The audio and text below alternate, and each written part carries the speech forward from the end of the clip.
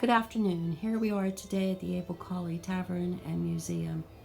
Our story is about Amelia Thomas Hook Gorley.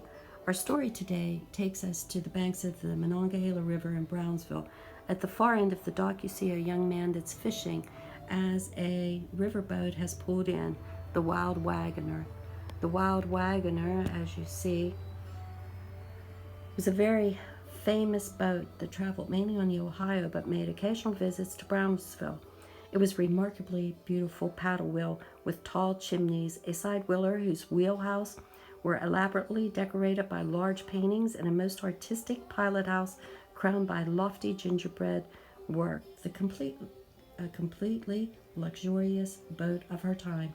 The population here depended on the river for both freight and travel, for business and pleasure.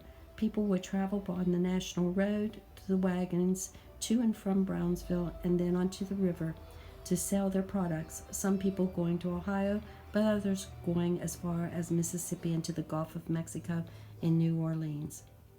This brings us to Our Lady waiting on the dock. Her name is Amelia Matilda Thomas Hook Gorley. Amelia was born April 25th, 1790, the daughter of Sheriff William and Anne Alexander Thomas, but before coming to Fayette County, lived near the Laurel Iron Works near Hagerstown, Washington County, Maryland.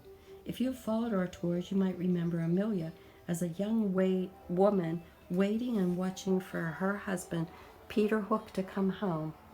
She stood in the Black Horse Tavern, waiting his arrival after he had been on a business trip to Mississippi. Unfortunately, Peter never returned home. She was left a widow with a 1-year-old son, Peter Uriah Hook. He grew up to be a very prosperous merchant in Uniontown. He was elected Burgess in 1842 and a member of the Pennsylvania House of Assembly in 1851 from Fayette County. He had many descendants in Fayette County, Illinois, and Colorado.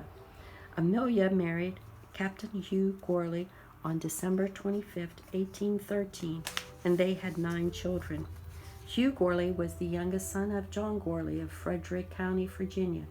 In 1790, he had remained in Virginia until he was 21 years old. At that time, he emigrated to Ohio. Shortly after his arrival there, the Second War with Great Britain began, and he enlisted. Amelia loved to hear the story of his enlistment. An artillery company had been raised and was on its way to the garrison of Fort Meigs at the mouth of the Maui River. Among the members of the company was a young man who had been drafted into the service very much against his will. He was giving much trouble to the officer in command and was compelled to strap the young man to the gun carriage. When Hugh Gorley saw this young man in such distress and anguish, he pitied him and offered to take his place in the company if the officer would release his unwilling member. He was accepted and went to Fort Meigs with the company, while the young man, befriended, went home. Hugh Gorley remained in the army until Proctor's surrender with General Harrison after the Battle of the Thames on October 5th, 1813, in Upper Canada. He then joined the party of men returning to their home. He established a boot and shoe company once he stopped in Uniontown, Pennsylvania. He shortly stayed there for a bit and ended up marrying Amelia. They were married on December 25th, 1813. His business in manufacturing prospered and became extremely successful, employing a large number of men and finding a ready market for his output of goods. He was active and energetic in every way to develop and advance the interests of his adopted town. He owned a good farm and over 400 acres near Uniontown of considerable real estate.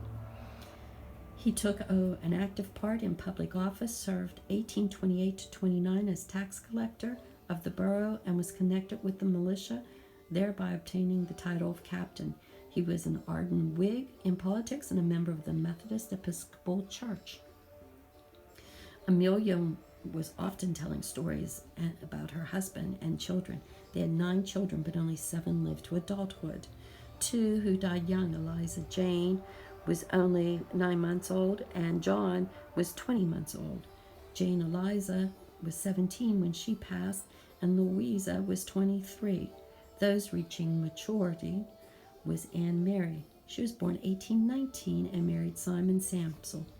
A native of Maryland, he was a carpenter and for many years worked on the building and repairing of coaches running on the old National Pike. When he died at the age of 78, he had 13 children, and at that time, 9 were still living. Amelia's second child, James, he began a business as a clerk on a steamboat. So maybe she's thinking about the steamboats again, operating between Pittsburgh and New Orleans.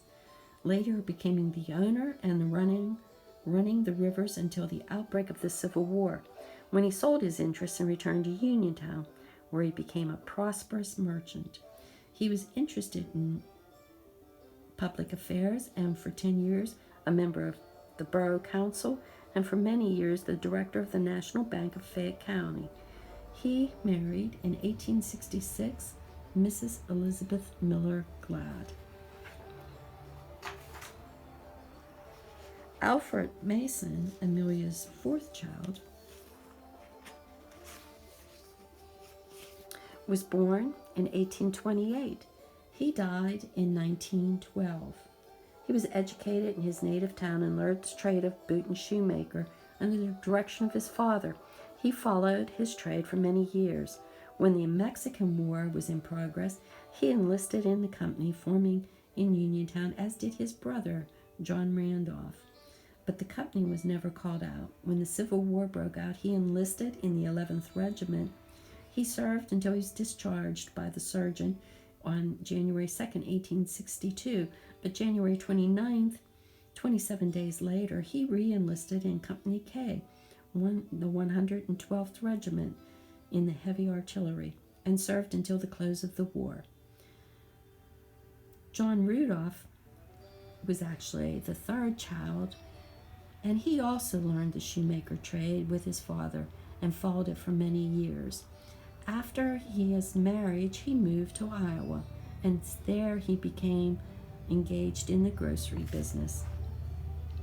Hugh Alexander, the youngest child, was educated in the public schools and learned the trade of printer in the office of the Evening Standard.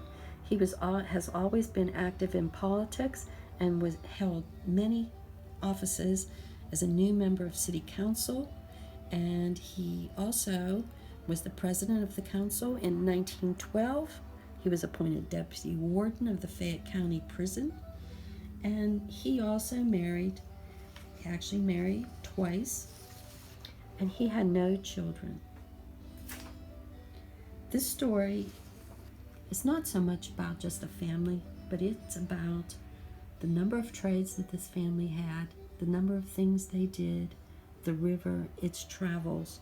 The story is to give you insight into how one person has touched the lives of many others and their accomplishments. This lady lived through tragic times. They lived through wars. Her children were in the wars. Her husband was in the war. And her life went to her family. They fought in many wars and worked hard. This is only one ordinary person, and this display is a tribute to people everywhere, overcoming hardships and daring to go beyond.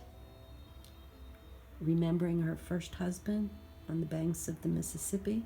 She died June 19th, 1874 in Uniontown after living a long life and was buried in the Old Methodist Cemetery. We would like to thank the history of Uniontown, the county seat of Fayette County, written by James Haddon, and also many articles discovered in the Evening Standard. We thank you and hope that you attend Pike Days.